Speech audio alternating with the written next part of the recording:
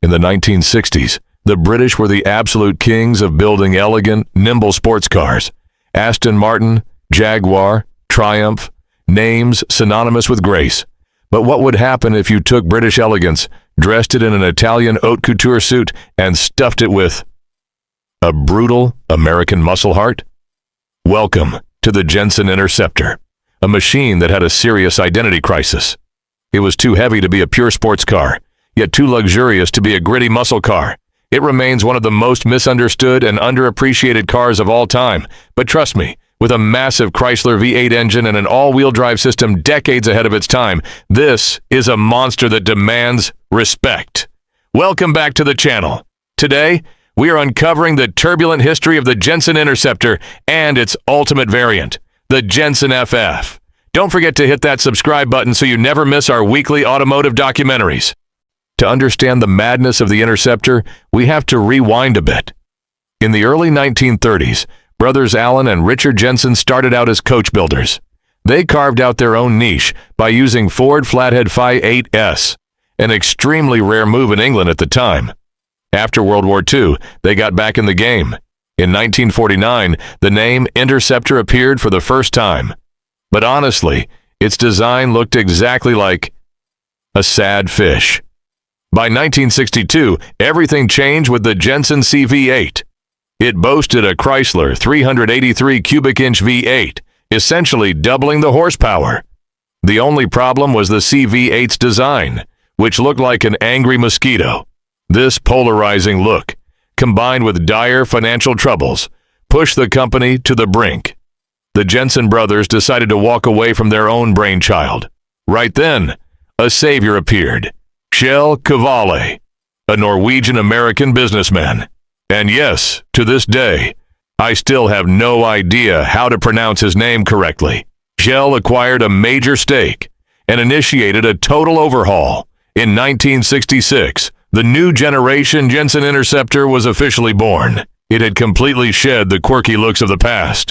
The 1966 Interceptor was breathtakingly beautiful. The body was designed by the legendary Italian design firm Touring, and the early batches were actually hand-built by the coach builder Vignale. But under that incredibly long hood wasn't a quintessentially British inline 4 or inline 6.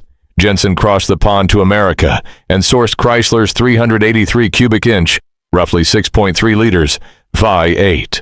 In its first iteration, this power plant produced 325 horsepower. Despite weighing nearly 2 tons, about 4,000 pounds, the Interceptor could sprint from 0 to 60 miles per hour in 7 seconds and top out at 133 miles per hour. The trade-off?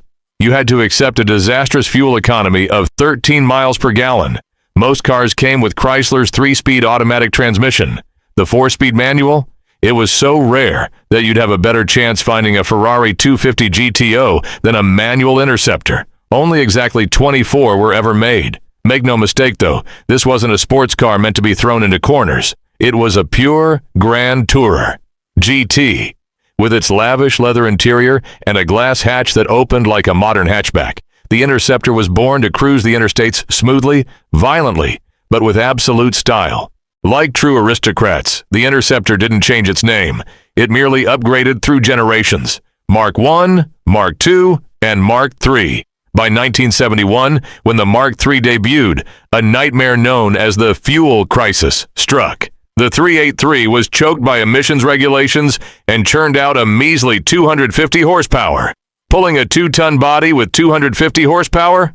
Unacceptable. Jensen struck back by stuffing the engine bay with Chrysler's massive 440 cubic inch, 7.2 liters, big block 5.8.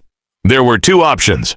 The base version making 305 horsepower, and the true monster, a 330 horsepower version equipped with a 6-pack, 3 2-barrel carburetors. This ultra-rare 6-pack version was called the Jensen SP, and it existed for only 1 year in 1971, before Chrysler scrapped the intake setup entirely. In the following years, the company also offered a convertible version, only about 300 made, and a rather strange, slope-backed coupe version in 1975. But hold on to your seats, because now we're going to talk about the craziest machine of them all. In 1967, Jensen released the Jensen FF, short for Ferguson Formula. Visually, it was about 4 inches longer than the standard car and featured double vents on the front fenders. But what made history was what lay underneath. It featured an all-wheel drive AWD system. You heard that right. A front-engine V8 Grand Tourer with AWD in 1967, 13 years before the Audi Quattro was born. And it didn't stop there. It was also equipped with Dunlop Maxaret anti-lock brakes, ABS, an aerospace technology that was incredibly rare on cars at the time. But technology from the future came with a delusional price tag. A regular Interceptor started at around $8,000. The FF, it cost a staggering $12,000. For that kind of money, you could buy almost 3 brand new Corvettes. Or you could buy a Ferrari Daytona, a car that was faster, handled better, and wore the prancing horse badge.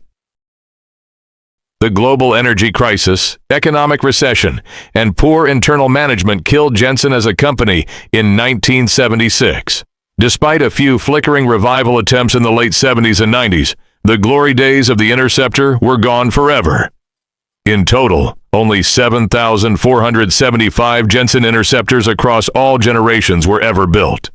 The Jensen Interceptor is a rare bird.